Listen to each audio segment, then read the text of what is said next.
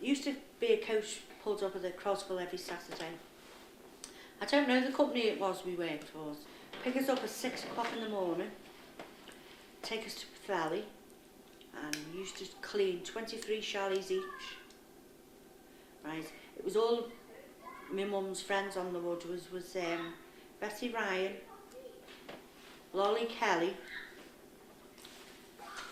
Mary Cairns, Lily Dodd. I didn't go till I was actually 14, but they went before me because I used to have to mind the kids. And they used to go and clean the chalets, and they'd have a drink on the way home. But while they were there, they used to come home with sheets wrapped around them under the clothes. You know what they take from Woodlands? Because everyone had sheets, either pink or blue ones. Oh, Lottie had blue, I had pink, with Butland 76 written right across them. Right across the middle it was. Cutlery, all kinds used to get.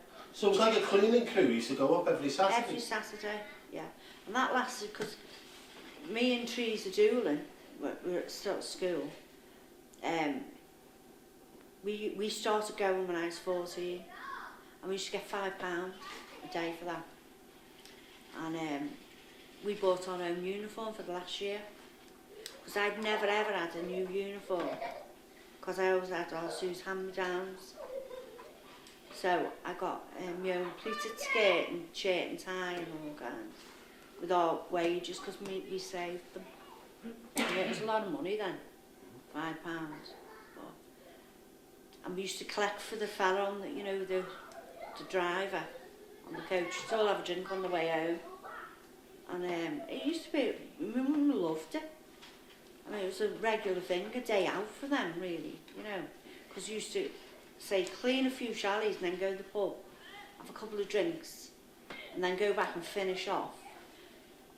And just to, my mum had a key for a meter, the meters. She made it actually, and she used to go round them all in the chalets, open the meter, take a few bob out and leave a couple in and lock them back up. And Lily Dodd was the lookout, because the lucky man, was a couple of chalets behind them. That's it, but they used to leave a few bob in.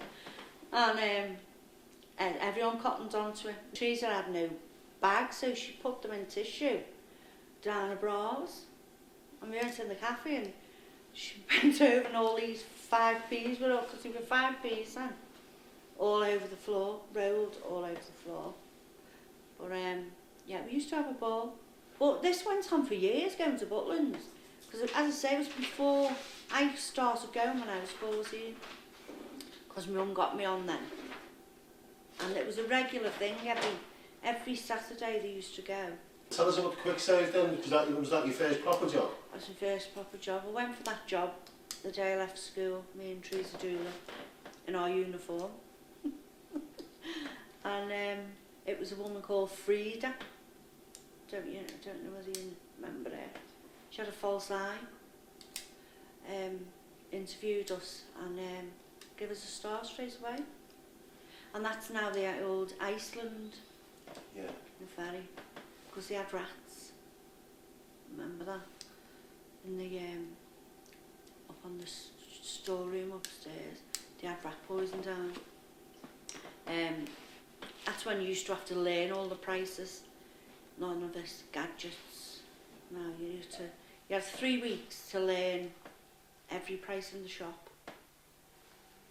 And we used to get a list every week for what went up, and you'd get 2 days to learn that. But you know, now it's just a thing, isn't it? Scan it. Yeah. But, yeah, we used to have to learn the prices. But that was good times there. You remember the protesting in Newchester Road, don't you, over the bridge? Over the bridge, yeah. We sat in on it, me and my mate. Tell us about that. On the road. Why was the protest? There was, I think it was, I don't know whether it was 3 or 4 boys killed on the road. I can't even, I did used to know one of them, I can't even remember the name now, to be honest. Pickstock, I think. Because the little lad got pinned against a tree, Yeah, one of them. And they petitioned for that bridge for a long time because we all sat in the road and wouldn't let the traffic come either way. Our road got scrubs years ago for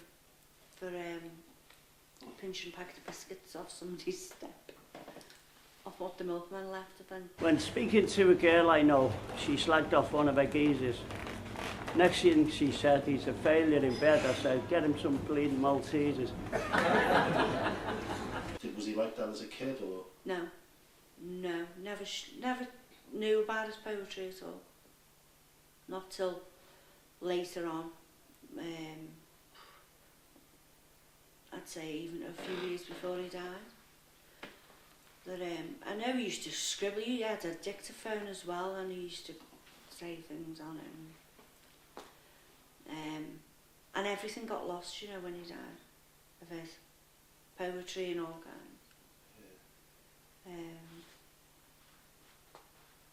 He was one on his own, all right. This is singled out. Fellas, we should celebrate with all of our brothers and thank our lucky stars above that we're not single mothers. They get blamed for everything that goes wrong on the earth. Face it, lads, the world would end if we had to give birth.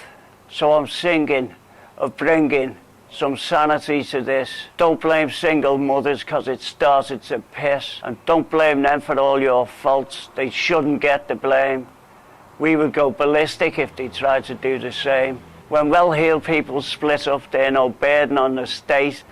When you're single, skint and left with the kids, that's no party, mate. They gave us kids and more, and we gave them a real bad time.